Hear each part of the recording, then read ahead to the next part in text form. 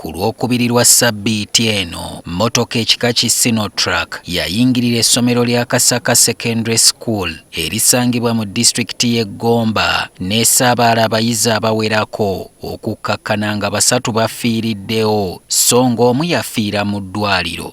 Abaana bano baasangibwa mu bibiina nga basoma, bw'etyo mmotoka n'ebagoyaagoya. Abaana abalala baddusibwa mu ddwaliro e Gombe erisangibwa mu disitulikiti y'e Butambala nga taasulewo taasiibewo yaali ku mumwa.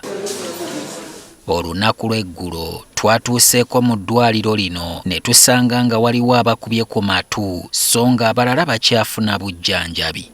Kati omukulembeze w'eggwanga Yoweri Museveni ategeezezza nga bannanyini mmotoka eno eya Sinotruck bwe kibakakatako okuliyirira famire z'abaafudde ssaako n'abo abaalumiziddwa. The Prime Minister and the Attorney General should get in touch with the families of the dead children and the injured to ensure that the truck owners compensate the victims and their families according to the law, because they may not know. They may just know that they may not know that they are entitled to compensation.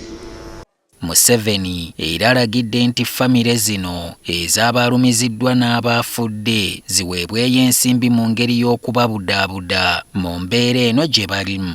I am now directing the State House Controller to send 5 million shillings to each of the families of the 4 students that died in that accident.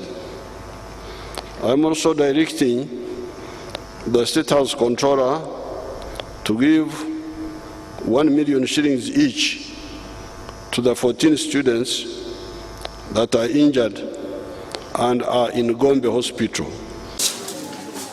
Kinajjukirwa nti ng'oggyeko abayizi 12 abali mu ddwaliro n'omuwandiisi w'essomero lino naye yamenyese emikono gyombi era nga ye twakitegedde nako nti yandyongezebwayo mu ddwaliro ekkulu e Mulago abaayo nabo bongera okuwadaawaddako okutaasa obulamu bwe.